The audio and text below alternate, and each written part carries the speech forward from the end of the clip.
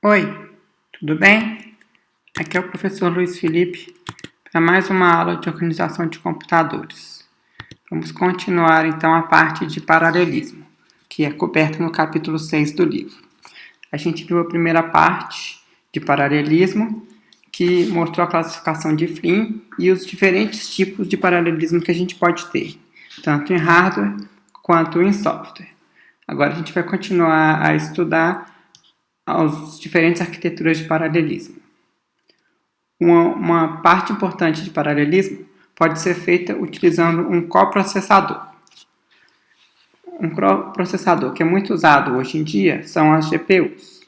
A GPU, que vem do inglês Graphic Processing Unit, é uma unidade de processamento gráfico que é usada para fazer renderização de vídeo. Ela é muito usada como uma placa de vídeo. Então, antigamente, a gente precisava de ter uma placa de vídeo que pudesse fazer o processamento de vídeo. Então, a gente tinha uma memória com um buffer que lidava com frames, que tinha a geração de vídeo na saída. Aí surgiram os processadores gráficos 3D. Originalmente, tinha alguns computadores de mais alto desempenho que eram voltados especificamente para processamento gráfico, que é o caso das máquinas da SGI, que é a Silicon Graphics Corporation, que fabricava computadores para processamento gráfico 3D. Hoje em dia a SGI foi vendida e não tem mais essa operação de mercado. E com o avanço da lei de Moore, a gente passou a ter cada vez mais transistores, aumentando a densidade de transistores, permitindo a gente adicionar mais computação nas placas e a um custo menor. Então a gente passou a ter placas gráficas 3D para PCs e para jogos de console. Então a GPU ela é uma placa que tem vários processadores que são voltados especificamente para a tarefa de processamento gráfico 3D. Então, ao contrário da CPU, que tem um propósito geral, a GPU tem um propósito específico, que é processamento de vídeo. Então, o que ela faz é o processamento do vertex ou do pixel, faz o sombreamento, o shading, faz o mapeamento de textura e faz a rasterização, permitindo assim a gente gerar imagens 3D. Que é muito usado em jogos. As GPUs ela tem uma arquitetura que é bastante paralelizável. Tá? Ela é paralelizável a nível de dados. Então, a gente pode ter vários processadores, a gente recebe vários dados e trabalha em cima deles. Então, as GPUs são altamente multithread. Elas usam troca de thread para esconder a latência da memória. Então, enquanto na CPU a gente sofre o problema da latência de memória, de ter que esperar buscar os dados quando a gente tem um cache miss, a GPU é voltada para trabalhar com muitos dados. Então, ela tem uma memória que é larga e que é voltado para alta largura de banda. Então, ela busca muitos dados. E aí, quando não tem um dado para ela processar na hora, o que ela faz? Ela processa outro. Como ela buscou muitos dados para trabalhar em cima, ela coloca várias threads para executar. Quando uma thread sofre falta de dados, que seria o cache miss na CPU, ela troca a thread que está executando. Então, a GPU tem uma arquitetura diferente da CPU, em que ela não é voltada para reduzir a latência de memória, ela é voltada para ter uma alta vazão de memória, um high bandwidth. Tá? Então, a tendência atual é a gente ter GPUs que são de propósito geral, que é o GPU, General Purpose GPUs, que são sistemas heterogêneos entre GPU e GPU. A CPU roda código sequencial, a GPU roda código paralelo. E agora a GPU é muito usada também para outras tarefas além de processamento gráfico, porque existem várias linguagens de programação que permitem você programar para tirar proveito da GPU. É o caso, por exemplo, do DirectX e do OpenGL, que são usados para processamento gráfico, para construção aí de computação gráfica. A gente tem um C para Graphics, que é o CG, e tem uma linguagem voltada para sombreamento, que é o Shader, que é o High Level Shader Language, que é o HLSL. E aí surgiu o CUDA, que é o Compute Unified Device Architecture, que é a arquitetura que permite você escrever o código para rodar na GPU. Então, o CUDA é muito usado hoje em dia, não só para processamento gráfico, mas para processamento que requer paralelismo. Tá? Então, por exemplo, tem gente trabalhando aí com redes neurais, aprendizado de máquina, que tem muito dado para ser processado, você pode fazer isso com CUDA.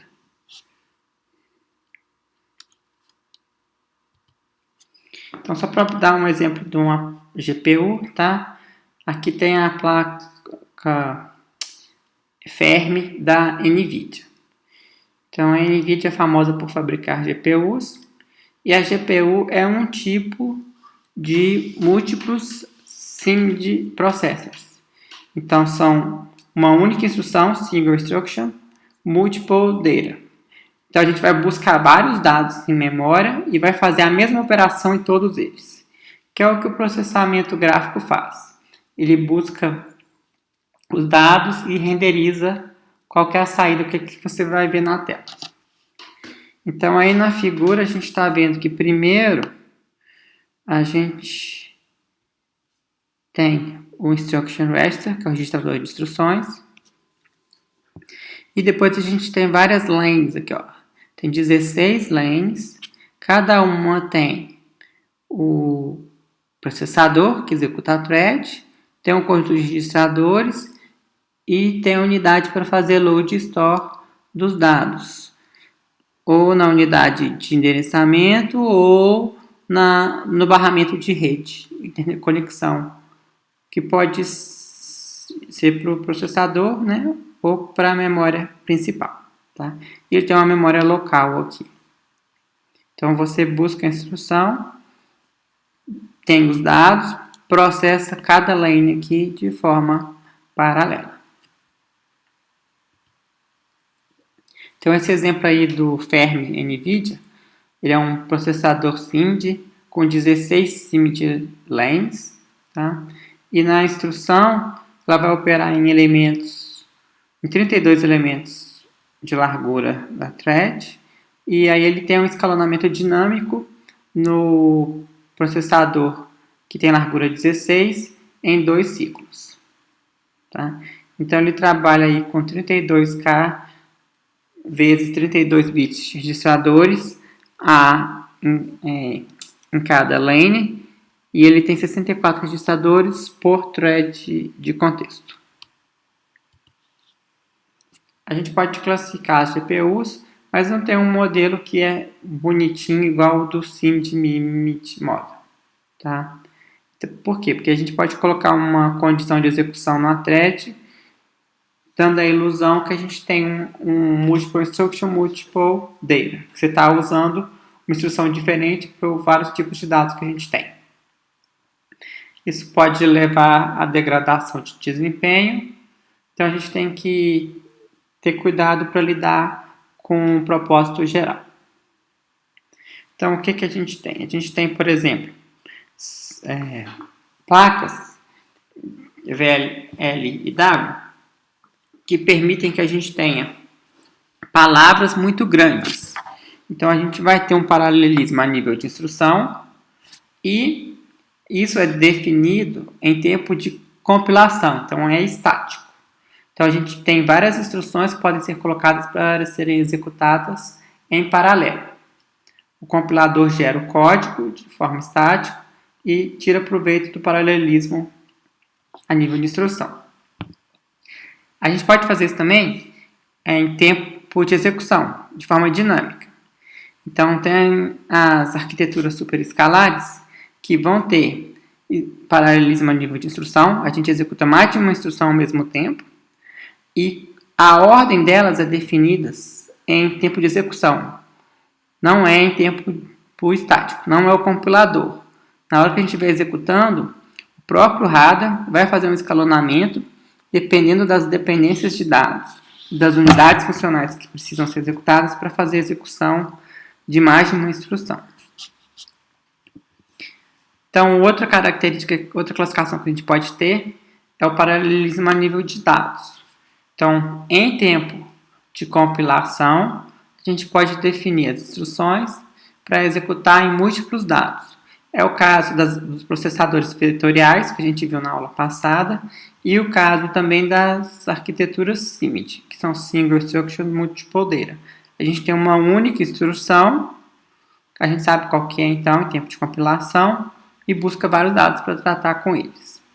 E a gente tem agora a arquitetura de GPU Tesla para multiprocessadores, em que a gente pode ter vários dados e aí a gente escolhe qual instrução vai ser executada em tempo de execução.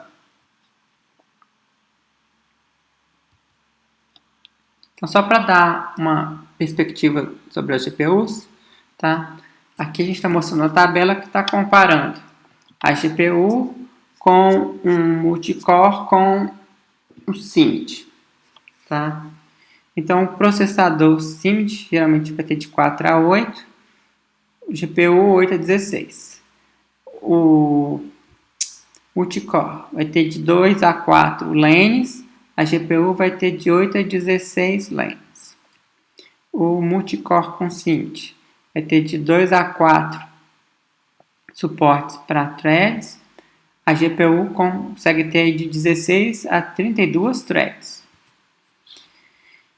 No multicore, a gente vai ter uma razão entre precisão simples e double de 2 para 1 na GPU também. No multicore, a maior cache é de 8 MB, na GPU é de 0.75, que é o que eu falei mais cedo, que no multicore, no chip de propósito geral, a CPU, a gente tenta reduzir a penalidade do MIS. Já na GPU, a gente tenta aumentar a largura de banda da memória, para ter mais dados para trabalhar. Se der um MIS, a gente pode trocar as threads que estão executando, que é o que a gente vê aqui na tabela também. A gente vê que a GPU lida com muito mais threads que a CPU. Então, o tamanho da memória, do endereço de memória no chip multicore com CIMD é 64 bits, na GPU também é 64 bits. O tamanho da memória principal no multicore é de 8 a 256 GB, na GPU é de 4 a 6 GB. Tem proteção de memória a nível de página no multicore e na GPU também. Demanda por página, que a paginação no multicore tem, na GPU não. Integração entre o processador escalar e o processador DIMD tem no multicore, na GPU não. E coerência de cache a gente tem no multicore e na GPU não. Outra forma da gente alcançar paralelismo é a gente fazer passagem de mensagem. Então, primeiro a gente viu a ideia de memória compartilhada e agora eu vou mostrar para vocês a outra forma de fazer paralelismo sem ser memória compartilhada, que é através de passagem de mensagens. Então, na passagem de mensagem, cada processador vai ter seu espaço particular de endereçamento, que é diferente da memória compartilhada. A memória compartilhada, todo mundo compartilhava a memória.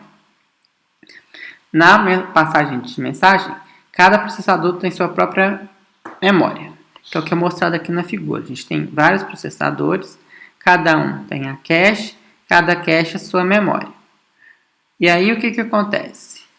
Se a gente quiser trocar dados, em vez de a gente estar acessando a memória do outro, o que a gente vai fazer vai trocar mensagens. Então a gente tem um barramento aqui para fazer a interconexão de rede, em que vai ter a comunicação entre memórias. E aí a gente pode enviar e receber mensagens de outras memórias. Tá? Então o hardware vai enviar e receber mensagens entre os processadores. Então, uma arquitetura que é utilizada para alcançar paralelismo é a gente ter vários computadores conectados para formar um cluster. Tá? Então, a gente pode ter vários computadores formando uma rede e esses computadores podem ser colocados para executar para fazer a mesma tarefa. Então, a gente pode ter uma rede de computadores independentes, cada um vai ter sua própria memória e seu próprio sistema operacional. E aí eles vão ser conectados através de um sistema de entrada e saída. Por exemplo, uma interface de rede, que pode ser a Ethernet, pode ser um switch, pode estar ligado na internet. Então, essa ideia de montar um cluster, ela serve para aplicações que têm tarefas independentes, que é o caso, por exemplo, de servidores web, servidores de banco de dados, de máquinas que são usadas para fazer simulações. Tá? Então, a gente permite ter um cluster com vários computadores e aí a gente vai ter alta disponibilidade dessas máquinas. Também permite ter escalabilidade, que a gente pode aumentar o número de máquinas na nossa rede e também é um preço mais vantajoso. Tá? O problema é que a gente vai ter um custo para administrar essa rede. Então, geralmente, quem administra a rede prefere usar máquinas virtuais. E a gente pode ter uma largura de banda para fazer essa interconexão que é pequena.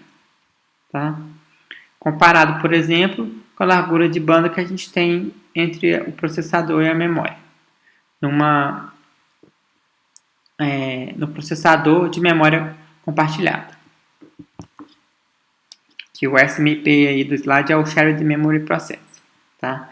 O CF aqui significa em comparação. Então, em comparação com o processador, com a largura de banda da memória compartilhada entre o processador e a memória, o cluster tem menor largura de banda. Pode ter, né?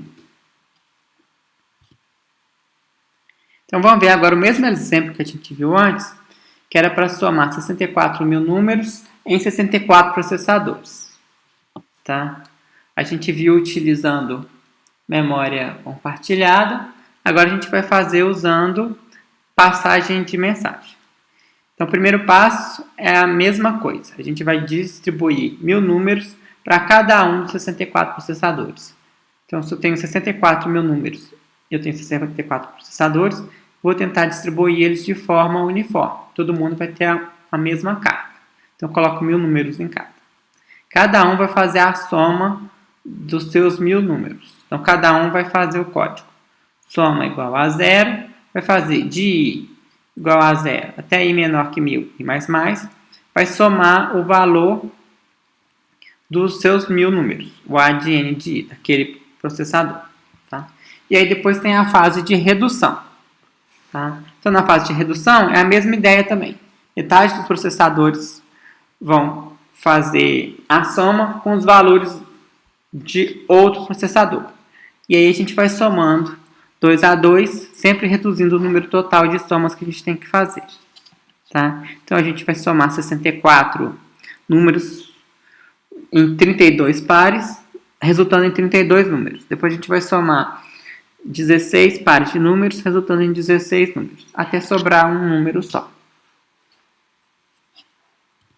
O que vai mudar é que agora, em vez de a gente estar fazendo sincronização de memória compartilhada, a gente vai estar usando as diretivas, as operações de enviar e receber. Tá? Então, aqui agora a gente está vendo o código para fazer a redução da soma, utilizando os operadores send e receive, que são os envios de mensagens, na passagem de mensagens. Então, aqui a gente coloca o limite igual a 64, half igual a 64, porque a gente tem 74 processadores. E aí a gente vai fazer esse loop aqui enquanto o half for maior que 1. Quando o half for igual a 1, a gente sai com o valor final. Então, a cada passada, a gente vai fazer o half diminuir pela metade. Então, a gente faz half igual a half mais 1 dividido por 2. Tá? Aí, a gente vai testar para ver quem vai pegar para fazer a soma. Então, se o PN for maior ou igual ao half e o PN for menor que o limite, ele vai enviar uma mensagem com o valor desse processador menos o half e soma. E E se o PN for menor que o limite dividido por 2, ele vai receber o valor fazer a soma. É aquela ideia que a gente tinha, aqui eu ia fazer o 1 somar com o 5, o 2 com o 6, o 3 com o 7, o 4 com o 8. Tá? Limite igual a half. Então aqui a ideia do send e receive vai prover o sincronismo que a gente precisa, que a gente tinha lá na memória compartilhada usando o operador do sync. Aqui o send e receive já é sincronizado. Tá? E aqui a gente está assumindo que o tempo de enviar e receber é similar ao tempo da adição. Que enviar e receber não tem um custo muito maior do que a adição, senão ele acaba sendo o gargalo do sistema. E aí, às vezes, é melhor você fazer tudo num processador só do que ficar trocando mensagens. A outra forma de arquitetura de paralelismo é o chamado Grid Computing. No Grid Computing, o que a gente vai ter são vários computadores interconectados através de algum tipo de rede. Então, a gente viu a arquitetura de cluster. O cluster, a gente monta a rede, a gente domina as máquinas no nosso cluster. Agora, no grid, as máquinas vão estar espalhadas pelo mundo interconectadas por algum tipo de rede. Por exemplo, conexão com a internet. Então, a gente pode ter vários computadores espalhados pelo mundo, sendo acessados para fazer um grid. Tá? E aí, o que eles vão fazer? Eles vão trabalhar num dado. Então, a gente pode fazer farmar o dado, tá? Trabalhar em cima dele e enviar o resultado de volta. Tá?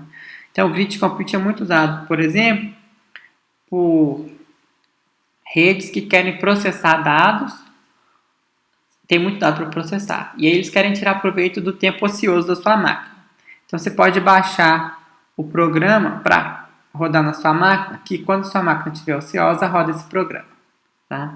Então, você tira proveito aí do tempo que o seu PC não está fazendo nada. Isso é usado, por exemplo, pelo SET, que é aquele projeto de busca por vida extraterrestre.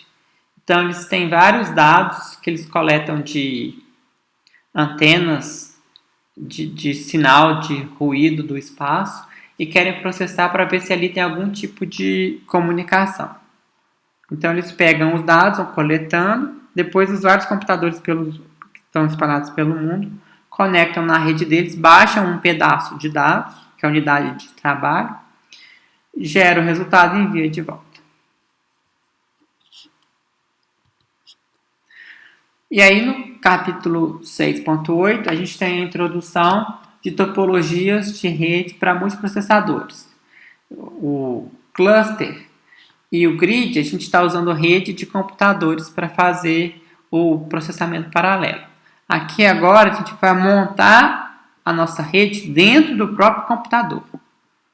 Tá? Então a gente tem diversas topologias para fazer essa interconexão entre os múltiplos processadores. Então, por exemplo, a topologia que é muito usada é a de barramento, bus.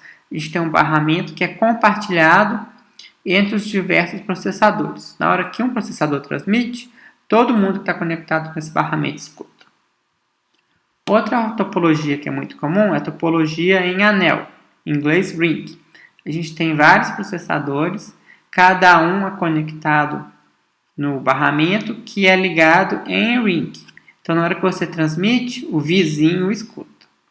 O barramento em ring permite que eu possa ter transmissões em paralelo. Um transmite para o vizinho do outro. Mas isso tem que ser de forma controlada. A gente pode adicionar mais conectividade entre os processadores, colocando então mais barramentos, mais conexões entre eles. Tá? Então a gente pode montar diversas topologias que permitem que a gente tenha maior conectividade. É o caso, por exemplo, da Mesh 2D. Então a gente coloca os processadores como se fosse um grid, né, 2x2, e faz uma interconexão entre eles na linha e na coluna. E aí a gente tem topologias também que são de n-cube, que você coloca uma dimensão de um cubo. Então na figura está mostrando quando n igual a 3, a gente tem um cubo de dimensão 3. Isso permite com que a gente tenha conectividade entre alguns nossos vizinhos, mas a gente não vai estar conectado todo mundo com todo mundo. Então, para a gente ter todo mundo conectado com todo mundo, é o totalmente conectado, que é o caso aqui de um grafo completo. A gente tem vários processadores e a gente tem várias conexões entre eles. Aí a gente tem que lembrar que fazer essas conexões aqui, a gente está encarecendo. Tá? Então a gente tem várias métricas que podem ser usadas para avaliar essas topologias. Tá? Então o ideal é a gente ter o mundo totalmente conectado, todo mundo conseguir falar com todo mundo, mas sem ter o custo de todo mundo conectado. A gente quer o custo, por exemplo, de um barramento, que é uma linha só. Então a gente tem topologias que são multi-estágio. Então, em vez de a gente ter todo mundo ligado em todo mundo, a gente vai ter a comunicação passando por alguns estágios. Tá? Então, um tipo de múltiplos estágios que é muito usado é o crossbar. No crossbar, a gente tem os processadores que podem transmitir para o barramento aqui, que é o crossbar, que permite você escolher para quem você vai transmitir. Tá? Então, aí, por exemplo, o P0 pode transmitir, por exemplo, P1. Então, o dado vai vir aqui, vai subir aqui, descer aqui, passar aqui, chegar aqui.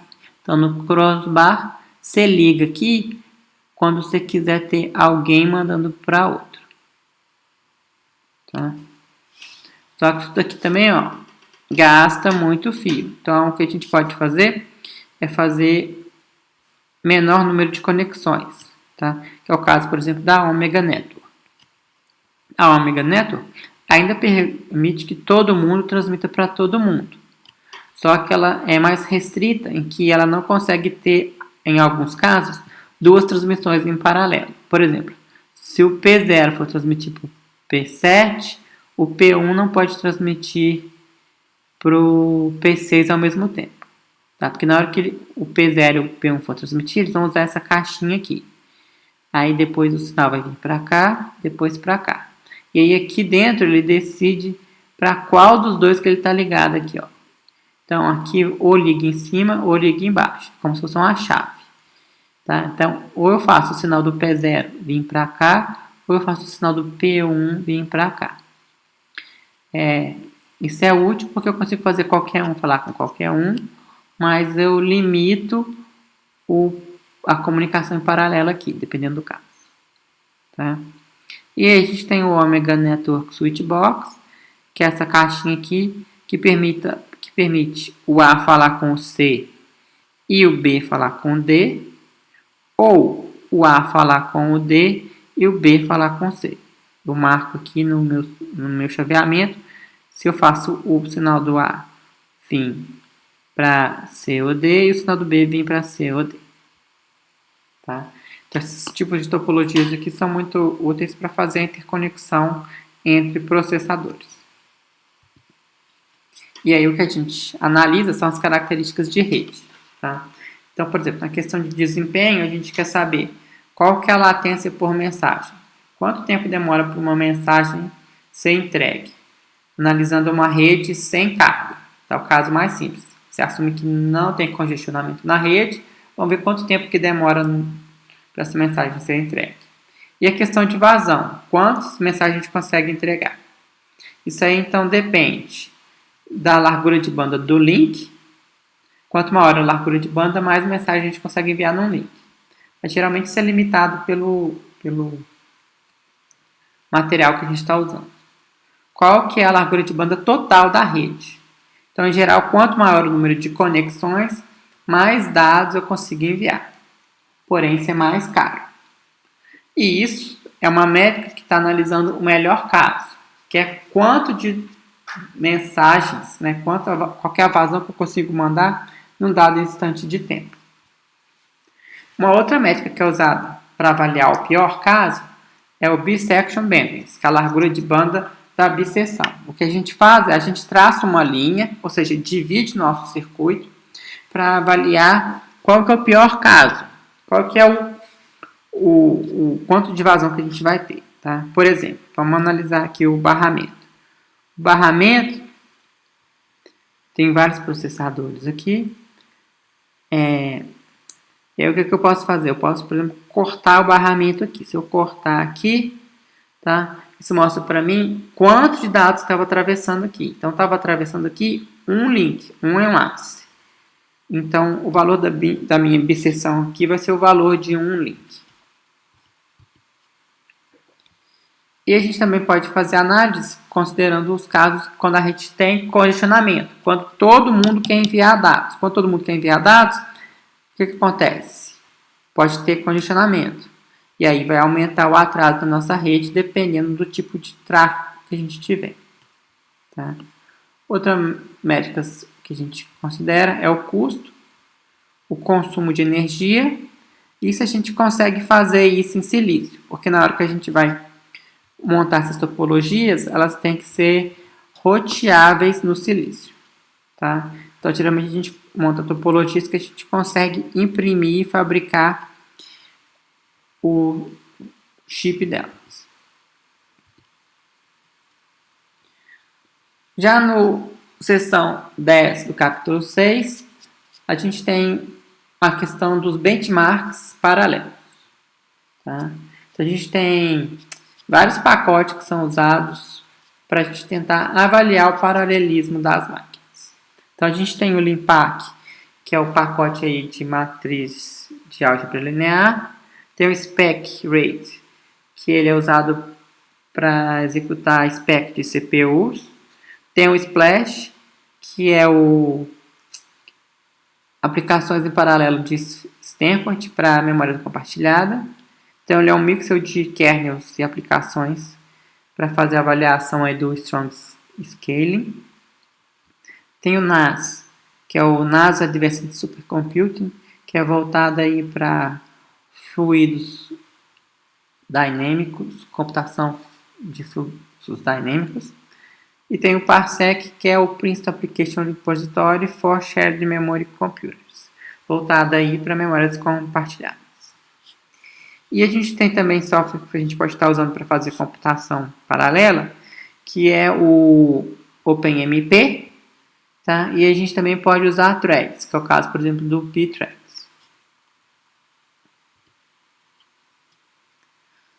Na seção 11 do capítulo 6 do livro, a gente tem aí uma comparação entre as coisas reais, né? Real stuff.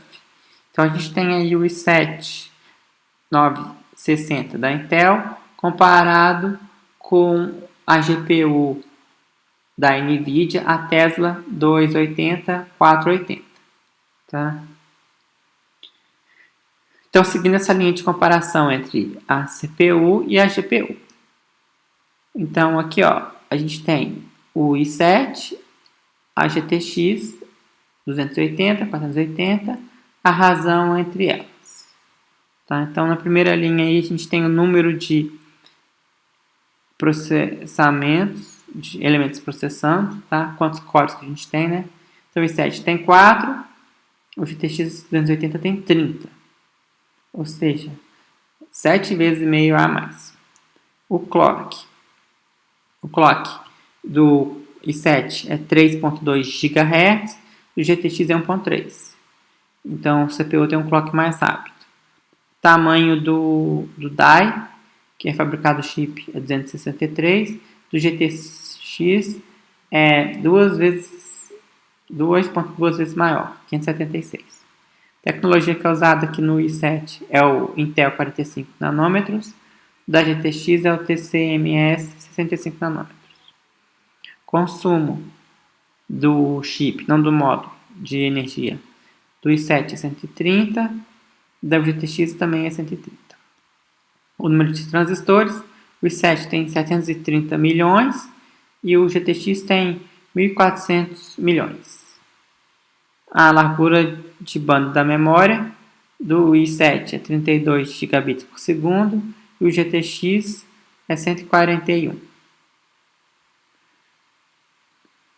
Então, na precisão do SIM aqui, ele usa 4 na largura E o Double Precision vai ter um SIMD de largura 2. GTX é 8 e 1.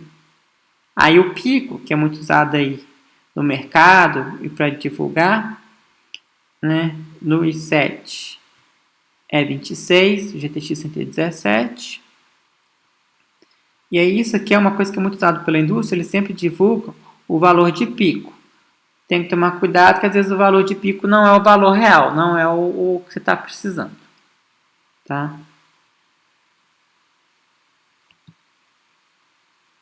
E aí na questão aí de se o SIM tem Double Precision, tá? No i7 aqui está 51 GFLOPS por segundo, GTX tem 78 GFLOPS por segundo. Tá? Ou seja, o GTX tem maior capacidade de processamento de precisão dupla no pico.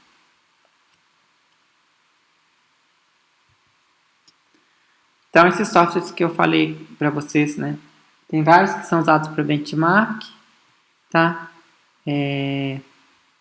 Rodando, então, os benchmarks. Aqui está o kernel, que é o software que é usado para testar o hardware. Aqui está a unidade, aqui está os resultados usando o i7, usando o GTX 180 e a razão entre eles. Tá? Então, a gente observa aí que o GTX consegue ter mais operações de ponto flutuante por segundo. Tá? 9.1 contra 4.9.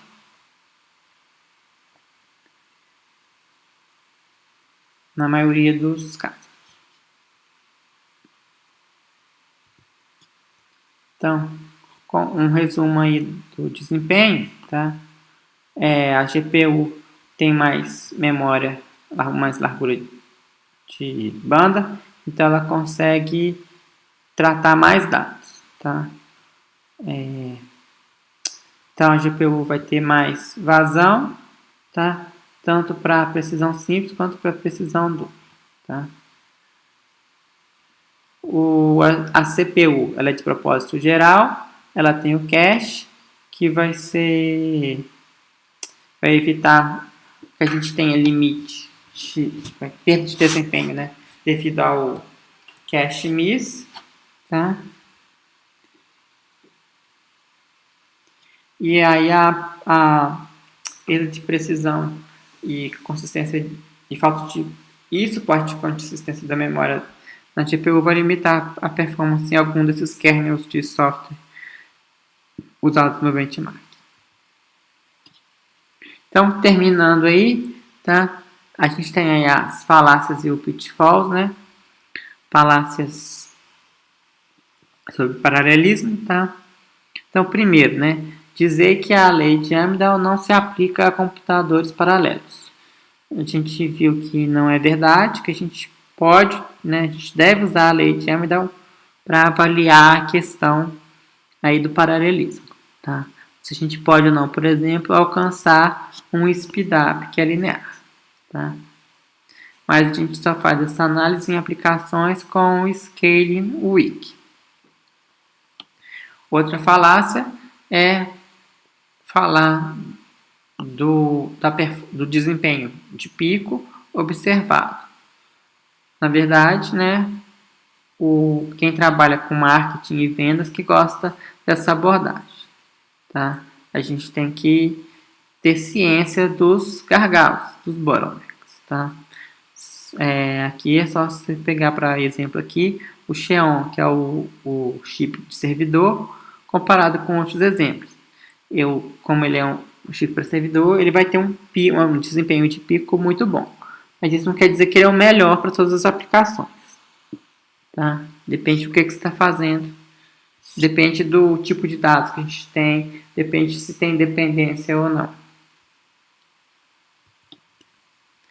O pitfall, tá?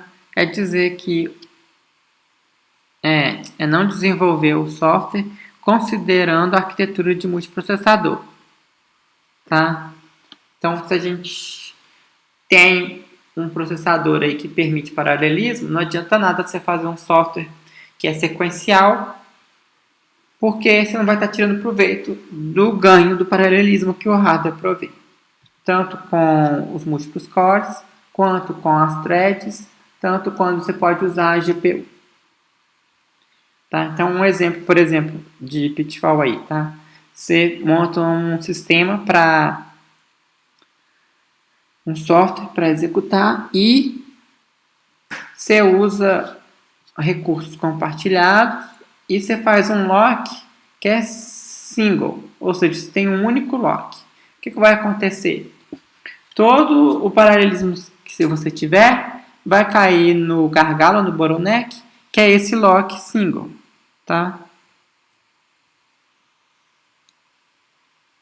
Então, se você serializar o acesso, tá?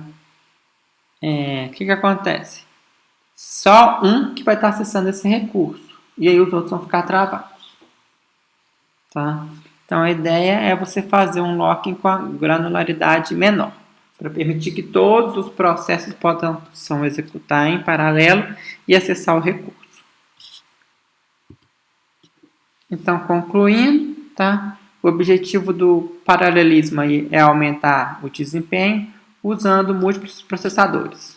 Pode ser múltiplos processadores dentro do mesmo core, pode ser múltiplos cores, pode ser múltiplos computadores, pode formar um cluster, pode formar um grid. Só que aí a gente tem a dificuldade, que é tirar proveito do paralelismo, tanto a nível de software quanto a nível de hardware. Tá? E desenvolver arquitetura apropriada. Tá? É o Service as a Service, está crescendo, tá? E muito utilizado em clusters. Tá? E uma arquitetura que está sendo muito usada também é a da gente passar a ter tudo na nuvem, tá? Que no livro ele chama de WSC. E aí o que acontece é que a gente tem vários servidores de alto desempenho na nuvem que fazem o processamento. E aí, hoje em dia, você pode até alugar, né, um espaço na nuvem, o processamento na nuvem. E aí a gente tem o desempenho por dólar e o desempenho por joule, tá? Os dois, né, são métricas que a gente pode usar para dispositivos móveis e para o WSC. Dispositivo móvel, a gente está mais interessado em diminuir o consumo de energia, que é para a bateria do dispositivo móvel durar mais. E no WSC a gente está querendo diminuir o custo do nosso desempenho. Por isso que a gente tem aí, por exemplo, os serviços na nuvem, né? Eles têm um custo alto para a gente montar, mas depois que está montado, a gente tem um custo mais barato para manter ele. Então, com isso, a gente fecha a parte de paralelismo e do curso. Ok? Um abraço.